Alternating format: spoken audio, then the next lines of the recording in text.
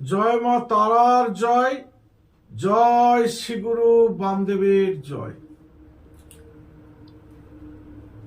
আমাদের মানুষ জীবনের ভাগ্যের পথটা গোলাকার। এই গোলাকার পথটি কখনো সুখ আর কখনো দুঃখ। এই পথটি সুখ দুঃখ সমান সমান ভাগে বিভক্ত করা থাকে, কিন্তু আমরা বুঝতে পারি না।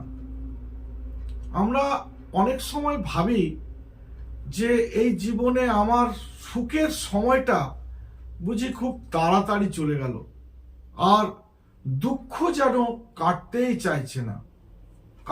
চাইছে না। আমি অনেক বৎসর যাবৎ খুব কষ্ট পাচ্ছি, খুব দুঃখ পাচ্ছি, কিন্তু সেই অনুপাতে সুখটা ততদিন পেলাম না, এটা আমরা ভেবে থাকি। কিন্তু দেখুন, যিনি ভাগ্যের দেবতা, যিনি ঈশ্বর, ভগবান, গড, আল্লাহ, যাই মনে করেন, সর্বশক্তিমান, তিনি কিন্তু আমাদের জীবনের এই সুখ দুঃখকে সমানভাবে ভাগ করে রেখেছেন। এইবারে আমাদের জীবনে কর্ম অনুপাতে এই সুখ দুঃখের ভাগ পাওয়া যায়। আমরা একটা কথা জানি, দুঃখ বিনা সুখ লাভ হয় কি মোহিতে। এই কথাটিকে যদি আমরা, এই দুঃখ বিনা সুখ লাভ হয় কি মোহিতে, বিরহ আছে বলেই মিলন হয় এত মধুর। এই যে কথাগুলি, এই কথাগুলিতে তাহলে দেখুন, প্রথমেই আসছে দুঃখ। তাহলে দুঃখ বিনা সুখ লাভ হয় কি মোহিতে। দুঃখ আপনার জীবনে আসবেই, আবার সুখও কিন্তু আপনার জীবনে আসবেই। মানুষ কর্মের মাধ্যমে এই দুঃখ আর সুখ, এই যে সময়টাকে ধরে রাখতে সক্ষম হয়। যেমন কর্ম তেমন ফল, এটা আমরা সাধারণত জেনে থাকি। এবার দেখুন, এইসব সমস্যা থেকে খুব তাড়াতাড়ি দূরীকরণ করা যায়। আমরা দেখুন বলে থাকি যে গাছই হচ্ছে জীবনের মূল পথ। আপনাকে দেখুন বাঁচিয়ে রাখে অক্সিজেন দিয়ে। মানে দেখুন, জীবনের বেঁচে থাকার পথটাই হচ্ছে গাছ। তাহলে গাছের মধ্যেই আছে কিন্তু এই সব সমস্যার সমাধান। আমার ভিডিওটা খুব ভালো করে শুনুন এবং দেখুন। কোনো মানুষ যদি, আমরা যেসব কথা বলে থাকি সেই কথাগুলি যদি কোনো ব্যক্তি, ধরুন তার দুঃখ দুর্দশা আছে, বা কোনো কিছু রোগ আছে, বা কোনো কিছু যন্ত্রণাতে সে ভুগছে, আমরা যে কথাগুলি বলে থাকি, যে প্রক্রিয়াকরণটা দিয়ে থাকি, যদি সুন্দরভাবে সেই প্রক্রিয়াকরণটা করে থাকেন বা অনুসরণ করেন, তাহলে অবশ্যই সেই সমস্যার সমাধান আপনারা পাবেন। সেই জন্যই বলছি, আমার ভিডিওটা মন দিয়ে শুনুন এবং দেখুন, অবশ্যই আপনারা কাজ পাবেন এবং উপকার পাবেন। এবার আসি গাছ।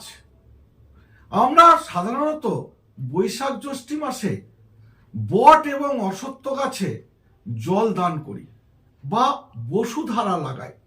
যেমন আপনার বাড়িতে যে তুলসী মন্দিরটি আছে, তুলসী গাছে আপনি একটি বসুধারা টাঙান, তেমন বৈশাখ জ্যৈষ্ঠ মাসে বট অশ্বত্থ গাছেও কিন্তু বসুধারা লাগাতে হয়। এই জন্যই বলি, অশ্বত্থ গাছে স্বয়ং নারায়ণ বাস করেন। এই ছোট্ট কাজটি আপনারা করুন। কি করবেন? একটি অশ্বত্থ গাছের খসে যাওয়া পাতা নেবেন, খুব সুন্দর, কোনো দাগ দুগ থাকবে না, ছেঁড়া ফাটা থাকবে না, সেরকম দেখে খসে পড়ে যাওয়া একটি পাতা নিয়ে আসবেন। নিয়ে এসে সেটি গঙ্গা জলে স্নান করাবেন। করে পাতাটির সোজা দিকটাতে লাল কালি দিয়ে বা কুমকুম দিয়ে লিখবেন নমঃ হনুমতে নমঃ। কেন বলছি এনার কথা? ইনি হচ্ছেন সংকট মোচন। আপনার ওই দুর্দশা, আপনার ওই দুঃখের সময়টা যদি কেউ পারেন তাহলে ইনিই কাটাতে পারবেন। ওই অশ্বত্থ গাছের সামনের দিকটাতে কুমকুম দিয়ে কিংবা লাল কালি দিয়ে লিখবেন নমঃ হনুমতে নমঃ। আর পরের দিকটা, উল্টো দিকটাতে একটি স্বস্তিক চিহ্ন আঁকবেন। হয়ে গেল। এবারে ওই পাতাটিকে কি করবেন, একটি ছোট্ট লাল শালুতে ভালো করে ঢাকা দেবেন, ওপর নিচ ঢাকা দেবেন, মুড়বেন না, পাতাটা যেন ভেঙে দুমড়ে মুচড়ে না যায়, সুন্দরভাবে মেলা থাকে। কিন্তু আপনাকে একটি লাল শালু দিয়ে ওটা আচ্ছাদন দিতে হবে ওপর নিচে। আচ্ছাদন দিয়ে ওই যে জিনিসটি করলেন, ওই যে যন্তমটি তৈরি করলেন, আমরা আমাদের ভাষায় ওটাকে বলি যন্তম।